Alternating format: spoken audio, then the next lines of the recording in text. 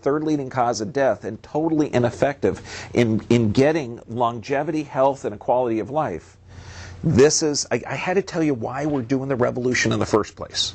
Okay? Does that make sense? Okay. This is it. A revolution is building. Despite economic disincentives and medicine's cultural authority, Americans have sought to reclaim their health or control over their lives and turn to alternative care in unprecedented numbers. Okay, and this is by a psychiatrist. Medical care, or the U.S. government, doesn't pay for a lot of alternative care, so people have to pay for it out of their pocket.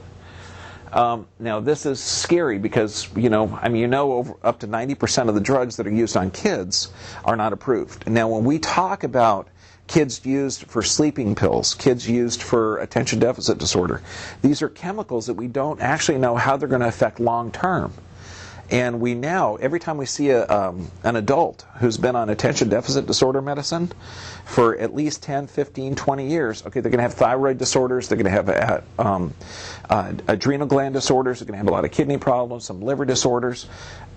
So it's illogical to think that you can keep continually giving a child a medication and not negatively affect it longer.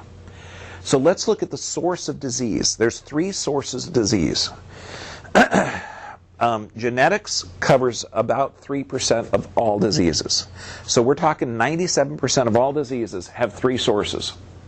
First off, trauma. Now, if you twist or misalign the spine, physically impede the transmission of the nervous system signals. So if you have a normal, healthy spine, great. If you have a distorted spine, the signals aren't going to come down.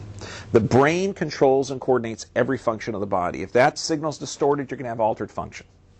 That's basic. Toxicities. Toxins and poisons can distort the signals on its path between the nervous system and targeted cells and tissues. This leads to expression of disease. And the reason disease is hyphened has dis-ease, because that's what it is. It's a dis-ease of the body. Now, you're looking at the first one, inhibits nervous system transmission. The second one, between the nervous system and targeted cells. So the nervous system is really important. Here's the most important. Thought.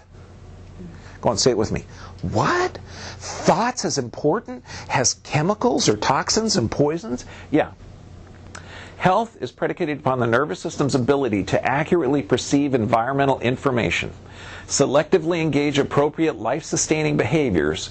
If a mind misinterprets environmental signals that generate an inappropriate response, survival is threatened because the body's behaviors become out of sync with the environment. A thought can be enough to undermine an entire system. Misperceptions can be lethal. Wow.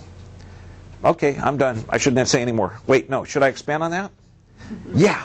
I know. Okay, now this is out of about 3 years of explanation, but understand this is vital. They're all talking about the nervous system. So first off, we have to know that the nervous system does control and coordinate.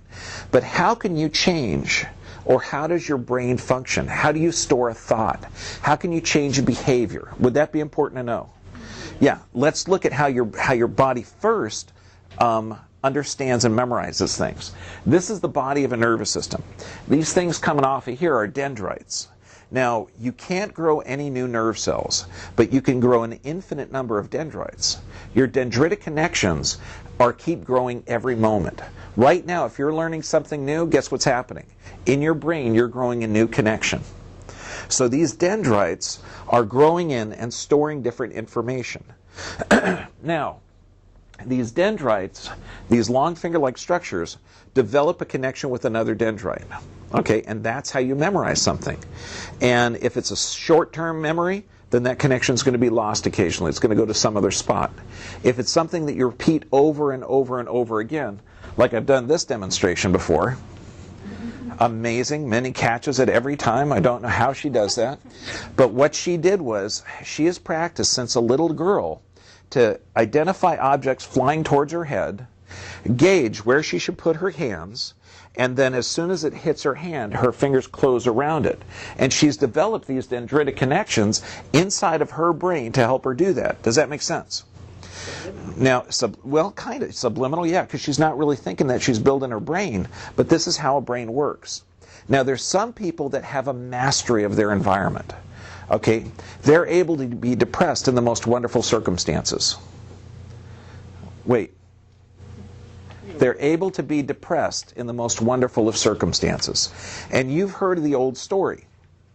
You know, two twins. One's really, really positive and happy, and there's something sick about that, okay? And the other twin, always depressed and negative. So they take him to a psychiatrist, and the psychiatrist says, you know, give the one who's very, very sad every toy that he could possibly want, okay, for Christmas. And then give the kid who's happy all the time the worst present you could imagine.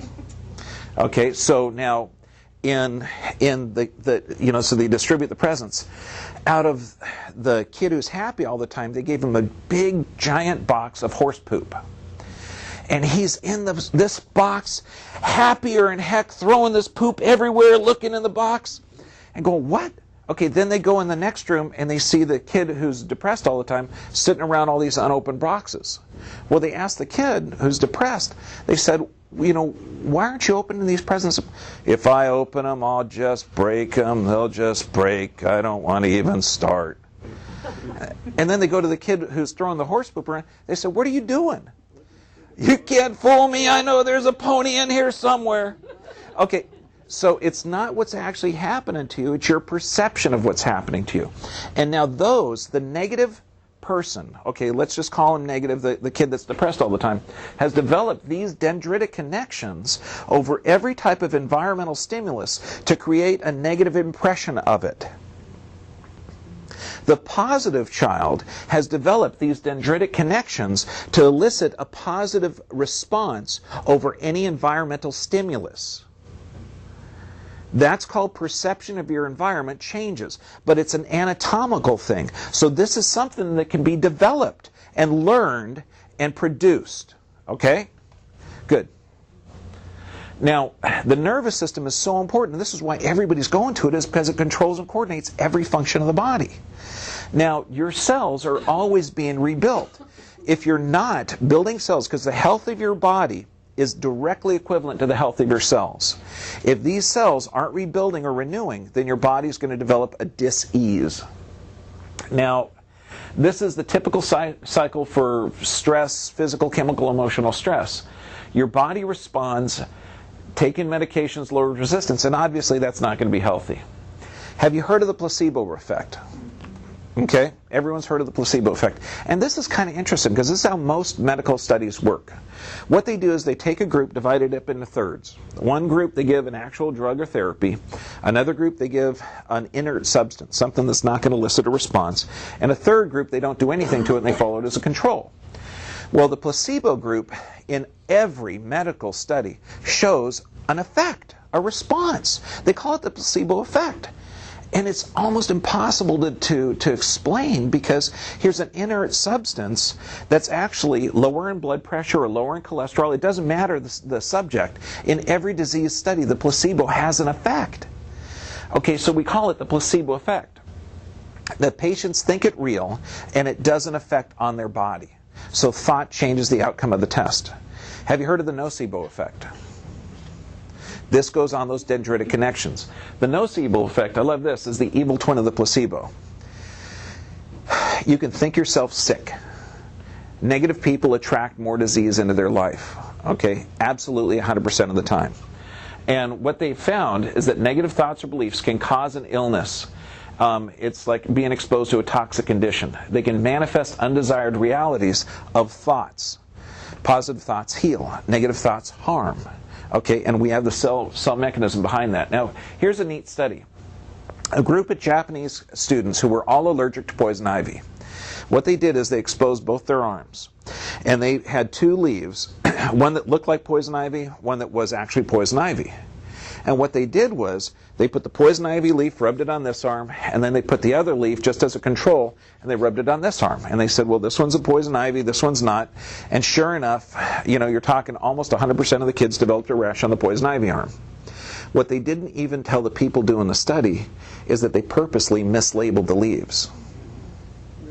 So what these kids had to